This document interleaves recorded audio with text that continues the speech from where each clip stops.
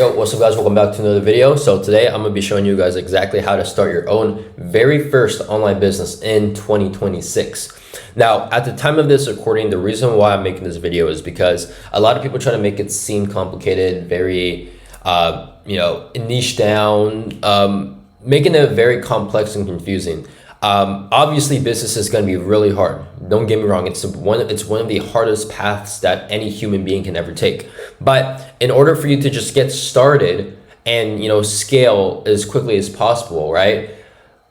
Then, and here's the thing, you're not going to get to 10K a month if you're a complete beginner. No one's done it before. A lot of people make it seem like it could be happened, but you need to have some experience. So this is just kind of like the exact, beginner blueprint on exactly how to start your own first online business in 2026, right? So we're going to come into skill first. So the reason why I put skill as the very first thing in order for you to have to start a business or anything in general is because not a lot of people have skill. A lot of people just binge watch shows. They're not really delegated to just bettering themselves in terms of what skill they want to learn. For example, like not everyone in this world can play the violin. I can, right? So, I mean, you need to have the skill in terms of starting the business, right? So let's say that you're starting a e-commerce business, right? You might be wondering, well, what's the skill there? You're just sitting on the computer. Well, the skill is you need to be able to learn how to track charts. That's a skill. You need to be able to, and this is for trading as well, right? I mean, you need to be able to, have the knowledge in terms of what to do when I've traded before, but I haven't in a while, but you get the idea, right? You need to have some sort of skill set to be able to make money, right? And that goes for everything in this world. NBA players have a certain skill set and they make a lot of money, right? NFL players, football players. So yeah, I mean, you need to have a skill, and the best way to learn that skill is to always learn. But if you just keep on constantly learning, you're not going to get good at that skill. For example, if you're swimming, if you just read a book about swimming every single day, you're not going to get good at swimming. You actually have to physically go in the pool and learn how to swim. So learn, execute. And that's how you'll learn that skill over time. And you can honestly learn the skill as you have the business up and running, but if you don't really have the skill, it's going to be a little more harder, right? So after that is done, we're going to go into product and service, right? So you need to either sell a product or a service. A product is a physical item that you're selling, like a book, lamps, magazines, or whatever, like a physical product someone can have in their hands and touch and feel. A service is like, like freelance brand scaling, like that, running your own AI agency, selling a service that will make you money, but you're not actually physically giving them anything. A service like, washing cars, that's a service, right? And I want to kind of show you guys exactly how this would work, right? So I'm gonna just come into Google Docs real quick for you guys. And I'll show you guys an example of some of the services that I have, that is in my agency. So for example, right? I mean, this is just kind of like an overview for my setters to kind of read through, but AI Ascendus agency empowers service-based businesses. So this is more, right? So obviously I'm selling to B2B owners, right? So as you guys can clearly see here, follow-ups, call routing, FAQs, lead qualifications. So what this essentially is doing is, we're creating workflows and automations to be able to help scale with more leads and also nurture and pre-qualify those leads as well, right? So that's a service. Now let's come back into Miro here. And that's essentially what you need to do. You need to have a product and service. If you have a product and service and you don't know how to sell it, that's where the skill set comes in sales. If you don't know what to do in sales, you're really not going to make much money in actually selling the service or product, right? So that's why I'm saying learn the skill first and then, slowly transition into that product and service. This isn't going to happen overnight, by the way, right? A lot of people try to make it seem like it can happen in a month. It rarely, like 0.00001%, right? Now, after you get that product and service tied down, you're gonna get clients. Now, how do you get clients? Well, there's obviously a lot of ways, right? Maybe hiring a cold calling team. If you're not getting a lot of leads coming in from paid ads, you can do paid ads as well, referrals, organic, pre-existing clients, right? So there's a lot of ways to get clients, like cold emailing, cold DMing, But there's not like a specific effective way. Obviously, every single niche has their own specific way, right? For example, if you're selling to like e-commerce stores, they're probably going to be on Instagram most of the time. So reaching out to them, cold DMing them on Instagram, is probably a better, higher chance of actually reaching out to them, reaching out to the owners, rather than cold calling them, right? Real estate agents, cold calling them is going to probably be the better option because they're always on their phone, right? So they're always going to pick up no matter what. Clinics and dental offices, right? I mean, those higher end like med spas, healthcare, they're probably going to be on LinkedIn more just because it's more of a B2B, site. So cold DMing them on LinkedIn will probably the best option.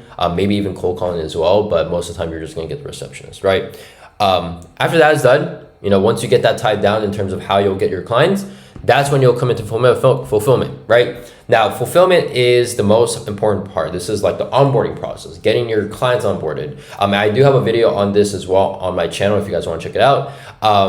You also want to make sure that the delivery process is good. You want to make sure that you have less churn rate as well. You don't want them to just come in, you onboard them, you waste all your time, and they just refund it, right? And obviously, it's good to have a guarantee in place as well, just because you want to make sure that they stick with you for a while and they actually see the results coming in, right?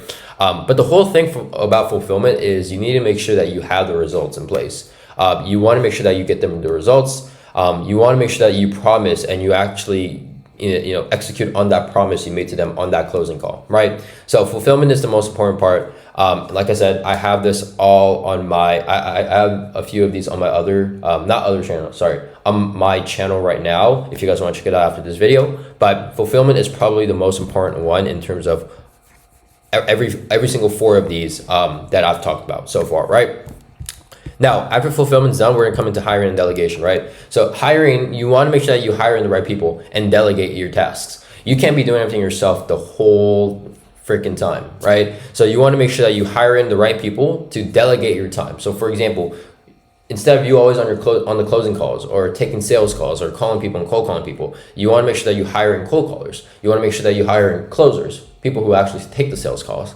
And you also want to make sure that you hire in, VAs, for example, like, when you, instead of you onboarding people and clients, you want to hire in like VAs, have SOPs in place, which I already have those SOPs in place. Obviously it could be better optimized, but, just since I don't really have I don't have any single VA right now, but having SOPs in place, that's what you also need to do, right? So hiring and delegating, and don't be over hiring as well. I see a lot of common mistakes. That's what I've done as well. But just kind of like thinking and just delegating to yourself, debriefing, like what do I need to do to actually delegate my time now, to actually get more leads, to actually get more clients, to actually scale the business, right? So don't overhire, hire in the necessary people only, and hire in the right people. And I'll if you guys also want, I'm more than happy to create another video on how to actually hire in the right people, what to look for, and stuff like that, right? So once you're done with that, that's essentially it. And obviously Upwork is for fulfillment as well. I'll kind of tie this down. So I'm gonna just put in the arrow right here, and then this is kind of exactly like fulfillment. So I'm just gonna put this right here. So Upwork, you can go into Upwork, you can go into Fiverr, and essentially it's all gonna tie down in fulfillment. If you don't really know how to, like, for example, let's say you have an AI agency, right? If you don't know how to like create automations, if you don't know how to run meta ads, obviously you can just go on Upwork, find people for very cheap, or you can just recruit them to your team as well within like the hiring process, and essentially have them just do the fulfillment, right? And all you're doing is just managing everything. You're just kind of like managing the whole company. And as you scale as well, you can essentially hire managers, sales managers, right? HR, and obviously scale from there. And from there, that's when you're like completely scaled out. You can just kind of come in, chime in, see what exactly the business is doing. But I mean, from there, that's essentially how it works, right? So to kind of recap everything for you guys, first, learn the skill first. You need a skill. You need to have a skill set. Even if you're not a master at it, I'm not saying you need to be like a master or advanced. Just be intermediate. And as you scale, you're going to get better at that one skill. After that, you're going to have a product and service. Once you have that product or service tied down, that's when you know how to sell. You already have the skill set of sales. Now you're going into product and service. Now you're selling that, right? Then 3 is getting clients. You can't make money if you don't have clients. So you got to figure out a way to actually how to get in front of more clients, or have the clients reach out to you, right? Organic, paid ads, Reaching out to them is cold DMing, emails, cold calling, and stuff like that, right? Etc.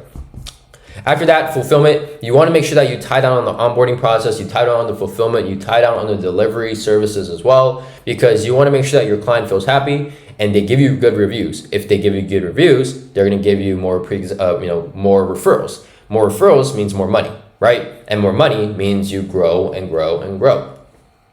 And obviously you can hire in those people from Upwork or Fiverr, whatever it is, if you don't have a team to, pretty much delegate on fulfillment. And after that, like I said, hire, delegate your time. As a business owner, you should not be spending all of your time in the business. You should spend your time on how to scale, thinking of ways how to scale a business, and having your employees, having the people that you hired do the work for you. Right. Okay, cool. Well, that's going to be the end of the video. Hopefully you guys enjoyed this video. If you guys have any questions, feel free to leave it down in the comments below. Leave a like, subscribe, and if you guys also want to see that other video that I mentioned as well, that I'm going to be creating on terms of like how I hire in people, how I delegate my time, feel free to let me know also in the comments below. But other than that, I'll see you guys in the next one, and I'll see you guys later. Peace.